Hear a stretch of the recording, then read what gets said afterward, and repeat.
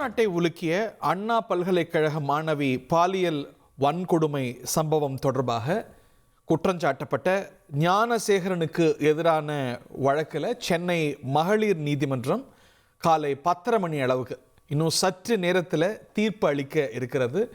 இந்த விவகாரம் தமிழ்நாட்டு சமூகத்தில் அரசியலில் ஏற்படுத்திய தாக்கம் உங்களுக்கு நன்கு நினைவுக்கு இருக்கும் நேர்களே. டிசம்பர் 2014 நடந்து உடனடியாக கைது செய்யப்பட்டார் ஞானசேகரன். உயர் நீதிமன்றத்துடைய உத்தரவின்படி இந்த வழக்கை விசாரித்த சிறப்பு புலனாய்வு குழு ஞானசேகரனுக்கு எதிரான சென்னை மகளிர் சிறப்பு நீதிமன்றத்தில் கடந்த மார்ச் மாதம் குற்றப்பத்திரிகையை தாக்கல் செய்திருந்த நிலையில் இன்னைக்கு இன்னும் சற்று நேரத்தில் இந்த விவகாரத்தில் முக்கியமான தீர்ப்பு வருகிறது நேர்களே.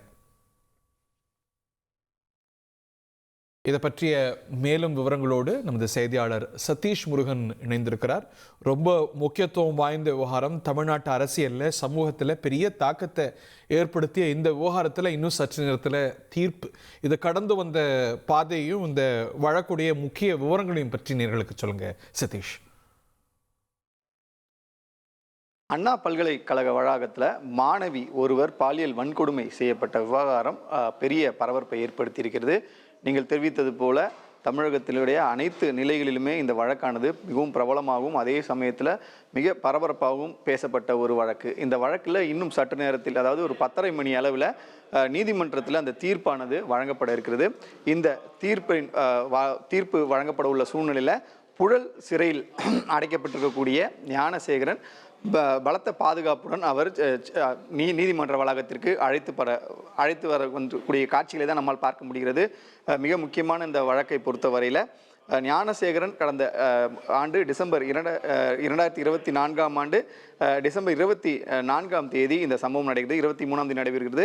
24 இந்த புகார் அளிக்கப்பட்ட சூழலில் அடுத்தடுத்த கட்ட நகர்வுகள், அதாவது அண்ணா பல்கலைக்கழகம் போன்ற ஒரு தேசிய அளவில் மிக பிரசித்தி பெற்ற ஒரு பல்கலைக்கழக வளாகத்தில் இது நடந்த சம்பவம் மிகவும் அதிர்வலை ஏற்படுத்திய சூழ்நிலையில், அதே போன்று இது அரசியலாக்கப்பட்ட காரணத்தினாலும் உடனடியாக இந்த வழக்கின் மீது விசாரணை துரிதப்படுத்தப்பட்டு குறிப்பாக நீதிமன்றம் தலையிட்டு ஒரு சிறப்பு புலனாய்வு குழுவையை அமைத்திருந்தது. அந்த குழுவின் விசாரணையினுடைய தொடர்ச்சியாக அவர் கைது செய்யப்பட்டார். அவர் கைது செய்யப்பட்ட அடுத்த கட்டத்தில் பார்த்தோம்னா அவருடைய பின்புலன்கள், அதாவது ஞானசேகரன் என்பவர் ஒரு முதல் கட்ட வழக்கின் பொறுத்தவரையில் ஒரு தனிநபராக இருப்பார் என்கிற அடிப்படையில் கருதப்பட்ட சூழ்நிலை, அவருடைய குற்ற பின்னணி, அவர் தொடர்ந்து இது போன்ற குற்றங்களில் ஈடுபட்டு வந்தார் என்பதும் கடந்த காலங்களில் அவர் செய்த குற்றங்கள் தொடர்பான விவரங்களும் வெளியாக தொடங்கின. குறிப்பாக வீடுகளில் புகுந்து திருடுவது, கொள்ளையடிப்பது, அதே போன்று பாலியல் ரீதியாக பெண்களை அச்சுறுத்துவது போன்ற குற்றங்களை தொடர்ந்து செய்து வந்திருக்கிறார். அதன் அடிப்படையில் தான் அவர் மீது ஒரு 12 பிரிவுகளின் கீழ் இந்த வழக்கை பொறுத்தவரையில் வழக்கு பதிவு செய்யப்பட்டு அவர் விசாரணையானது நடைபெற்று வருகிறது. இந்த வழக்கு விசாரணையின் போதே அவருடைய மருத்துவமனைக்கு அழைத்து செல்லும் பொழுது அவருக்கு கீழே விழுந்து அவர் கைகால்கள் உடைந்தன. அதன் தொடர்ச்சியாக அவர் புழல் சிறையில் அடைக்கப்பட்டார். குற்றப்பத்திரிகை தாக்கல் என்பது மிக முக்கியமாக பார்க்கப்படுகிறது.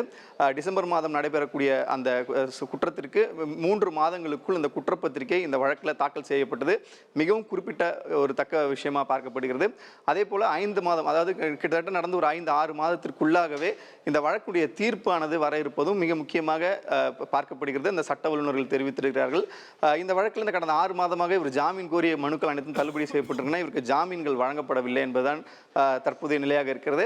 அதே போல இந்த 6 மாதம் ஒரு சிறையில் இருந்த சூழலில் இன்றைய தினம் அவர் குற்றவாளி என்று அறிவிக்கப்படவே அதிக வாய்ப்பு இருப்பதாக சட்ட வல்லுநர்கள் தெரிவித்திருக்கிறார்கள். அதே போல இன்றைய தினம் அவர் குற்றவாளி என்று அறிவிக்கப்பட்டிருந்தாலும் இந்த தண்டனை விவரங்கள் என்பது நாளை அறிவிக்கப்படும் என்ற தகவலும் வெளியாகிருக்கிறது. அதை நாம் சற்று நேரத்தில் பொறுத்திருந்து பார்க்க வேண்டும். ஆனால் குற்றவாளி என்பது இவர் இந்த வழக்கில் குற்றவாளி என்கிற அந்த உத்தரவானது, அந்த விஷயமானது இன்னும் சற்று நேரத்தில் நிரூபணமாகிவிடும். அதன் தொடர்ச்சியாக அடுத்த கட்ட நகர்வுகளை நாம் பார்க்கலாம். மாதிரி வலுவான ஆதாரங்கள் அவருக்கு எதிராக நிறுவப்பட்டிருக்கக்கூடிய நிலையில் அவருக்கு தண்டனை கிடைக்கவே வாய்ப்பு இருக்கிறது. குற்றவாளி என்று அவர் இன்று அறிவிக்கப்பட வாய்ப்பு இருக்கிறது. குவாண்டம் ஆஃப் சென்டென்ஸ் அது நாளையோ பிறகு அறிவிக்கப்பட வாய்ப்பு இருக்கிறது அப்படிங்கிறதையும் நம்ம தகவலாக பார்க்கின்றோம். ஒரு சிறிய இடைவெளிக்கு பிறகு இந்த வழக்கு கடந்து வந்த பாதையை பற்றி நிறைய முக்கிய விவரங்களோடு இணைய போகிறோம். இன்னும் சற்று நேரத்தில் தீர்ப்பும் கூட நமக்கு கிடைக்கப்பெற இருக்கிறது. ஆஃப்டர் பிரேக் நேர்களே, செய்திகளை உடனுக்குடன் தெரிந்து கொள்ள உடனே சப்ஸ்கிரைப் பண்ணுங்க.